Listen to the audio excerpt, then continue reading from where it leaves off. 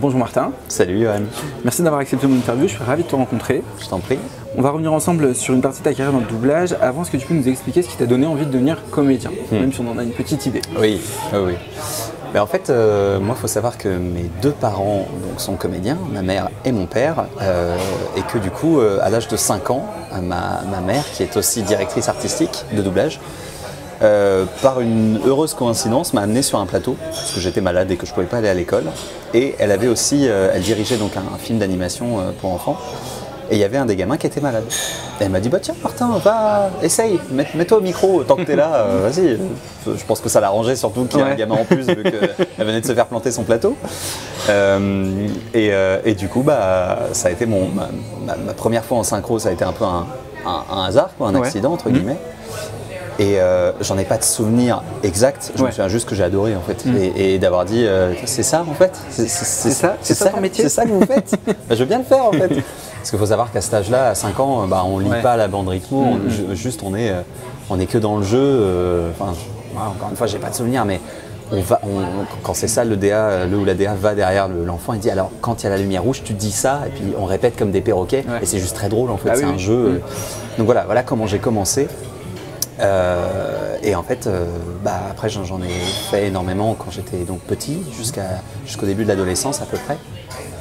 Et comme j'ai baigné dedans, je me suis pas posé plus de questions que ça, je me disais juste c'était mon hobby préféré quoi. Tous les mercredis après-midi et les samedis, j'allais en studio et c'était normal pour moi en fait d'aller en studio et voilà quoi. Ça m'est un peu tombé dessus, mais ça m'a déclenché en fait la passion du métier qui est vraiment venue.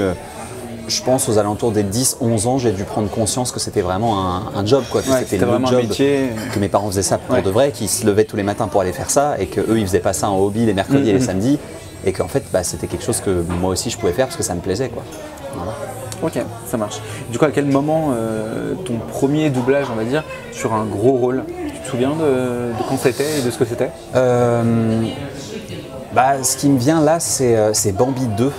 Bambi 2. Donc, de Disney et où je faisais le putois, Fleur. Ok. Je sais plus en quelle année c'était, je crois que j'avais genre 7 ans, un truc comme ça, 6 ou 7 ans. Ok.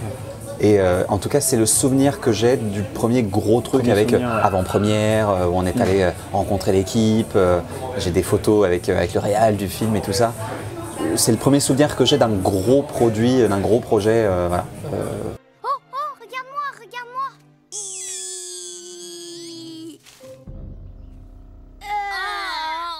Fleur, tu viens de découvrir la force qui est en toi. Oh, trop bien.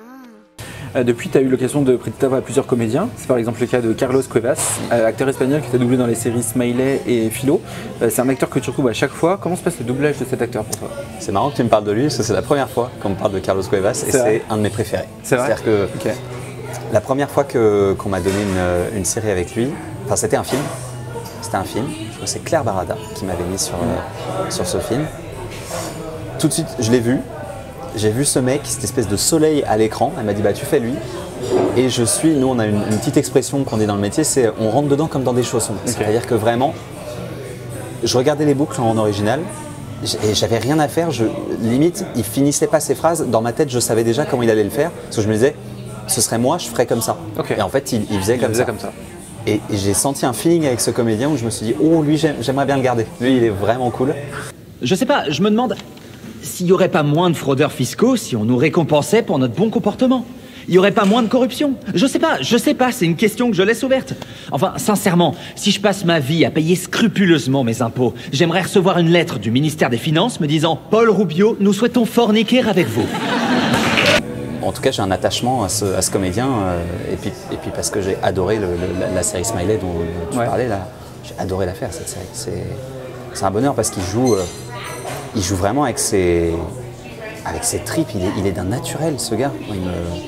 Il me bluffe quoi. Puis en plus l'espagnol / catalan, c'est pas une langue que je comprends normalement et où je suis forcément à l'aise. Et pourtant quand je le vois parler, limite je comprenais ce qu'il disait sans même lire la rythmo tellement. Je le trouve naturel et j'avais l'impression de le voir lui en fait. Vraiment de le voir lui. J'ai pas l'impression de voir un acteur en fait quand je le vois lui. Mais je suis très content que tu me parles de lui parce que on m'en avait encore jamais parlé et je le cite souvent. Quand on me dit c'est qui les acteurs que tu préfères faire, Carlos Cuevas, il ressort vraiment très très souvent quoi. C'est qu'on va se croiser dans la rue quelque part sans le savoir, et pour pas paraître rancunier, je te ferai un grand sourire et toi tu me sortiras la vieille excuse genre non, je préfère qu'on reste potes, je voudrais pas tout gâcher en étant en couple, ce genre de mytho de merde que vous vous inventez pour pouvoir vous taper un beau gosse, puis un autre, et encore un autre pour venir pleurer en disant « Oh, je trouverai jamais l'homme idéal !» Tu doubles également dans la série The Witcher le personnage de Jaskier. Oui. Jaskier. Interprété par Joey Batey. Comment se passe le doublage de cette série? Alors là, pour le coup, là il y a complètement différent. Alors là, oh ouais. Faut savoir une chose, moi je suis un énorme fan de The Witcher à la base. Okay. Je suis fan, j'ai découvert les bouquins quand j'étais un peu plus jeune. Je me suis pas tant intéressé que ça, j'ai vu les bouquins, je me suis dit, oh ça a l'air sympa mais bon je verrai un peu plus tard. Puis j'ai découvert les jeux vidéo qui ont fait exploser la licence dans le monde entier. Du coup après je suis revenu aux bouquins, j'ai fait tu vois si les jeux sont comme ça, je vais peut-être aller voir les bouquins. Et en fait quand la série a été annoncée, je me suis dit que j'allais tuer pour avoir ne serait-ce qu'un bonjour dans la série. Je voulais juste faire un paysan moi dans le fond, qui disait juste bonjour, ça m'aurait suffi. On m'a appelé pour la série. Pauline Bonnel, qui dirige la série, qui m'a appelé, qui m'a pas dit tout de suite que c'était pour The Witcher pour des questions de confidentialité. Sûr, et voilà. Je suis venu passer les essais, j'ai été choisi. Plus beau jour de ma vie. Quand elle m'a dit, je me souviendrai toute ma vie du message qu'elle m'a envoyé quand j'ai été choisi. Elle m'a juste envoyé un texto disant « Tu seras mon Jaskier ». Quoi, lui? Non, personne ne me laisse quelque goût que ce soit en bouche. Non, merci beaucoup. Je chante des thèmes universels, ma très chère et généreuse dame. Des émotions que n'importe qui pourrait éprouver. Ça pourrait parler de n'importe qui. N'importe qui. Là, mon cerveau, il a bugué. Je fais, ça veut dire quoi? Ça veut dire je suis pris, je suis pas pris. Voilà. Et en fait, ce rôle, il est tellement important pour moi, déjà parce que c'est la première fois de ma vie que je faisais un rôle en mode fan, quoi. C'est-à-dire d'un univers que je connais par cœur. Je suis arrivé sur le plateau le premier jour d'enregistrement, je connaissais déjà tout, quoi. J'ai dit d'ailleurs à Pauline, t'as pas besoin de m'expliquer, c'est bon. C'est un gros avantage. Bah oui, c'était moi qui devais faire les briefings tellement j'étais fan du truc. Donc première fois que ça m'arrivait, vraiment d'être dans la posture d'un truc qui me fait rêver, dont je suis fan. Et il est excellentissime, cet acteur. C'est on va dire le côté comique de la série, c'est un peu le seul humain au milieu de tous ces monstres, sorcières, sorciers, sorceleurs, tout ça. C'est un peu le seul qui a vraiment des sentiments purs et naïfs, on va dire. Donc il est ultra attachant. Pour moi encore plus, il chante. J'ai eu des chansons juste géniales à faire. Et c'est un rôle qui me suit dans le sens où je me délecte de chaque scène avec lui. Je m'en délecte comme lui se délecte des mots. Dommage, surtout pour toi, Valdo. Pour ma part, j'ai été prié d'accomplir une mission de la plus haute importance, assortie d'enjeux tout aussi cruciaux, et mon concours a été exigé par la sorcière Yennefer de Wengerberg. Ça te dit quelque chose? Elle est bien plus importante que ta sorcière à toi, elle a fait sauter Soden. Dans la série espagnole Elite, tu doubles le personnage de Valerio, interprété par George Lopez. T'avais passé des essais pour ce rôle? Oh là là, bonne question.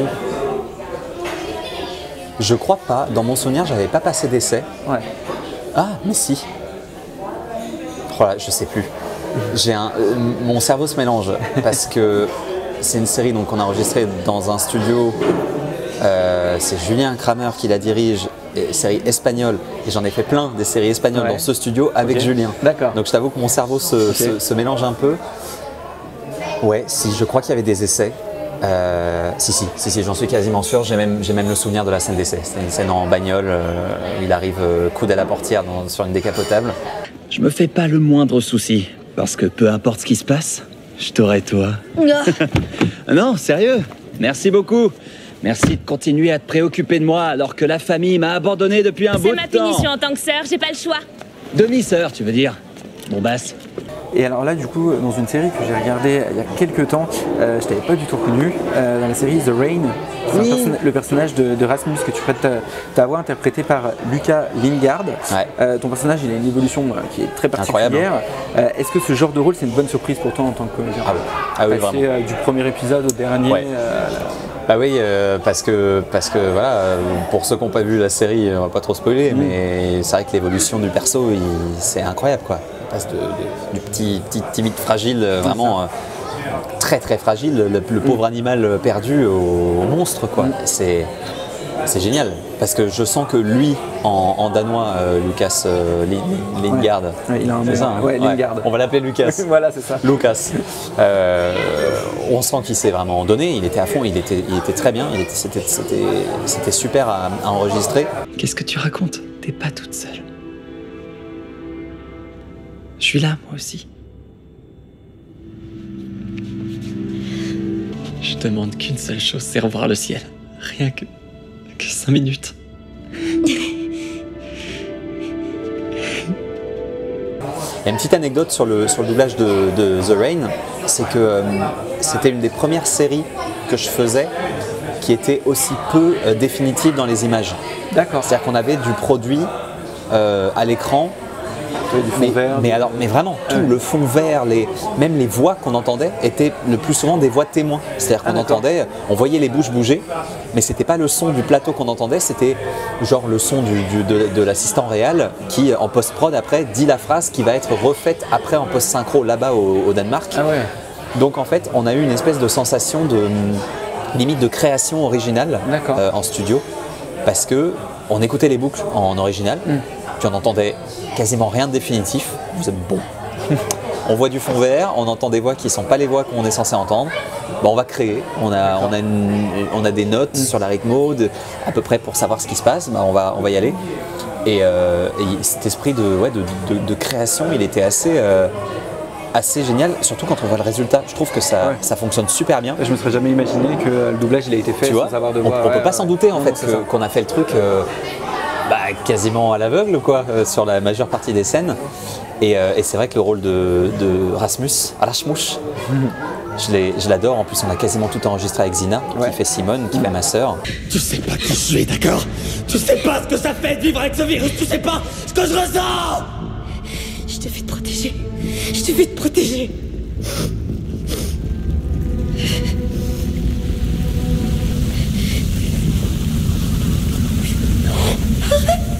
Tu veux me changer, c'est tout. Dans Sex Education, tu doubles Connor Swindles dans le rôle d'Adam.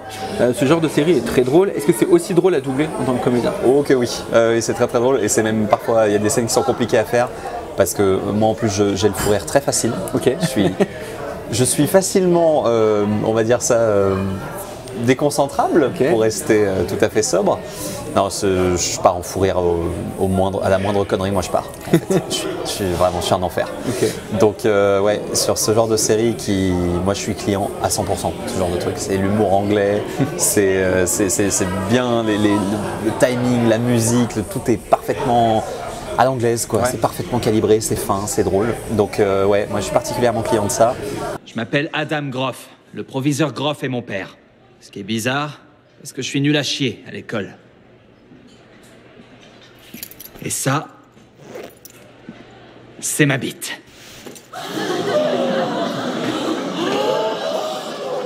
Dans les 2 premiers chapitres des films After, tu doubles l'acteur Dylan Arnold, que tu as également doublé dans la saison 3 de You, dans le rôle de Theo Hungler. Est-ce que tu connaissais la série avant de doubler ce personnage? La série You? La série You, ouais. Alors je connaissais parce que Audrey, justement, ma compagne, l'adore et l'a regardé et m'avait dit que c'était génial et qu'il fallait que je regarde la série. Mais moi, je ne l'avais pas vue. Et je l'ai toujours pas vue, tout simplement parce qu'en arrivant sur la saison 3, j'ai été spoilé de tout. Bah oui, et c'est vraiment une série où si tu es spoilé de ce qui se passe pendant les 2 premières saisons, l'intérêt s'en va.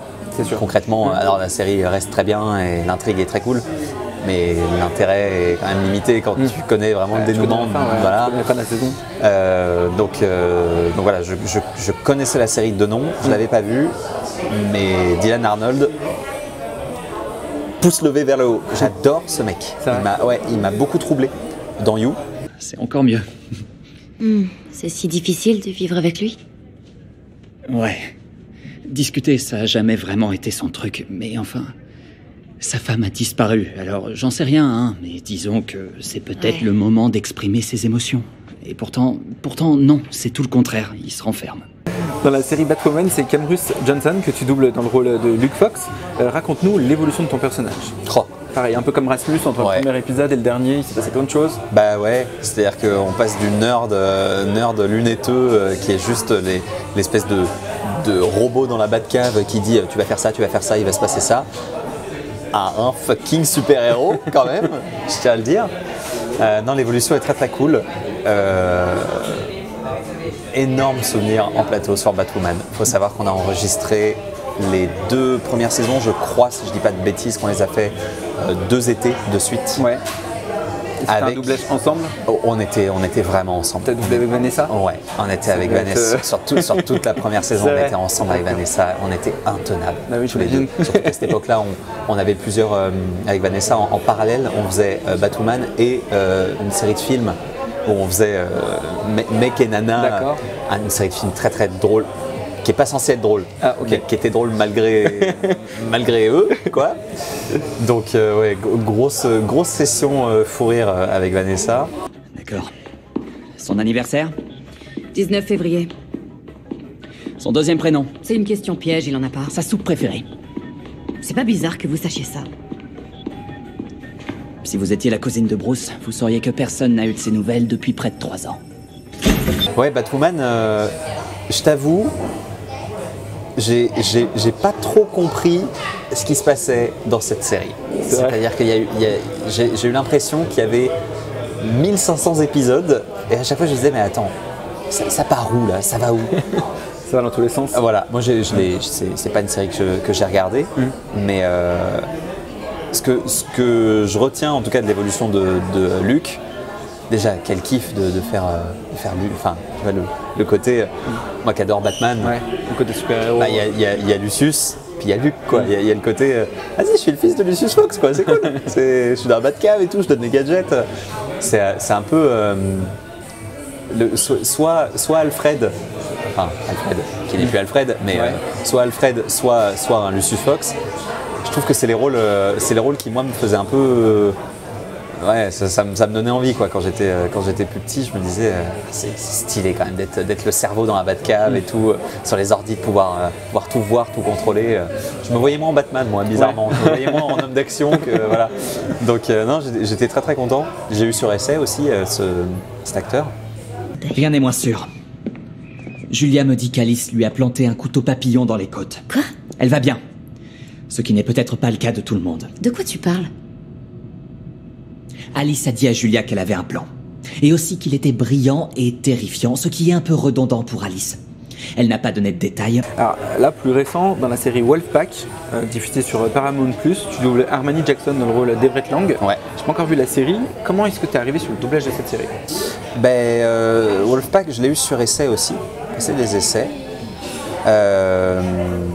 Je suis très content d'avoir été choisi parce que c'est la première fois que je me retrouve sur une série avec ma mère en tant que comédien et comédienne.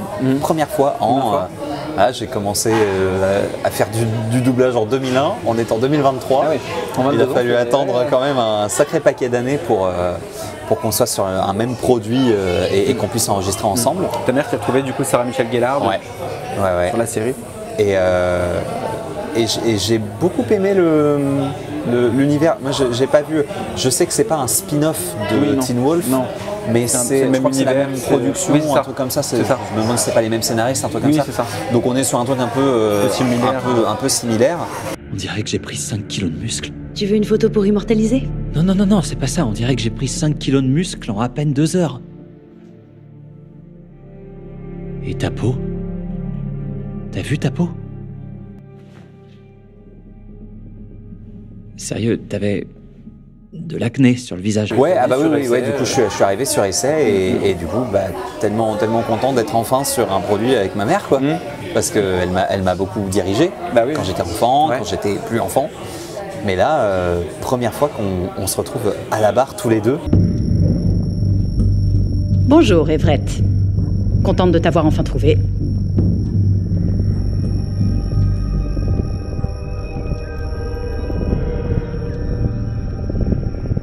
Me serrer la main n'est pas un aveu de culpabilité. Vous pensez que je suis coupable? Pas pour le moment. Ah, on était ensemble, quoi. Ça fait du bien. Au bout de 22 ans, non. Si, 22 ans. Et 2001-2023. 22 ans d'attente quand même pour nous mettre sur une série. Merci Sylvie, Ferrari. Merci Sylvie. En parlant de ta maman, du coup, justement, cette année, dans le live action La Petite Sirène de Disney, tu prêtes ta voix au personnage du prince Eric, alors que 30 ans plus tôt, c'était justement ta maman qui faisait la voix d'Ariel, la petite sirène, dans le dessin animé. On peut dire que la boucle est bouclée. Ah ouais, là la boucle elle est plus que bouclée parce que, alors, donc ma mère, 1989, La Petite Sirène. Comme je le disais tout à l'heure en parlant de The Rain, une grande partie de ma famille danoise, donc rapport à La Petite Sirène, à tout ça, voilà. Film Disney, dans la famille, grosse histoire avec Disney, avec les films, avec La Petite Sirène, live action qui est annoncé. Bon, impossible pour moi de me dire qu'il va y avoir un rôle pour moi. On le confie à ma mère, ce qui est normal. Disney qui dit bah écoute, c'est toi la petite sirène, donc vas-y. Évidemment, elle accepte. Elle reçoit la liste des acteurs, le nom et tout ça. Elle voit que l'acteur du prince Eric, il correspond carrément. Je passe les essais, Disney me choisit, donc voilà. Je suis le prince Eric, c'est trop bien. Quel comédien dont tu te sens le plus proche niveau énergie? Sans surprise, Joey Beatty de Jasquier. C'est-à-dire que vraiment, je te dis, je vois les scènes en VO et je sais à l'avance comment il va le faire parce que je sens qu'on respire pareil, on a la même façon de jouer la situation, quoi. Alors lui il le tourne, moi je le double, mais je me sens vraiment lié à ce gars, la façon qu'il a, et j'espère le rencontrer un jour. J'aimerais tellement le rencontrer, ce gars, juste pour le remercier de ce qu'il a apporté au rôle et ce qu'il apporte à la série et ce qu'il a apporté à ma vie du coup. Mais c'est pas une surprise, mais c'est vraiment lui. Je me sens comme ça. Greken ikerik, keina perte miderin. In login am boke meig. Je suis un ami de Gérald, le loup blanc. Gwynblade. Ok. Écoute, merci beaucoup Martin de m'avoir accordé cette interview. Je suis ravi d'avoir pu échanger avec toi sur ton expérience dans le doublage. Ouais, ravi aussi. Et justement, alors on va parler de Jasquier. Qu'est-ce qu'il nous dirait pour terminer cette interview? Que nous dirait Jasquier? Jasquier, tout d'abord, je pense qu'il partirait, j'allais dire, dans des délires un peu lyriques, je pense qu'il partirait loin, un peu trop loin pour rester dans cet environnement qui est trop calme, mais je pense qu'il aurait envie de te jeter un sou, cher Johan, parce que cette interview, je l'ai trouvée tellement poétique et à la fois troublante. Je me suis senti proche de toi, proche de nous tous, et je dois me calmer parce que faut que j'aille chanter dans une taverne. Il partirait comme ça avec son luth et chanterait peut-être une petite chanson. J'ai pas de luth là, c'est bête.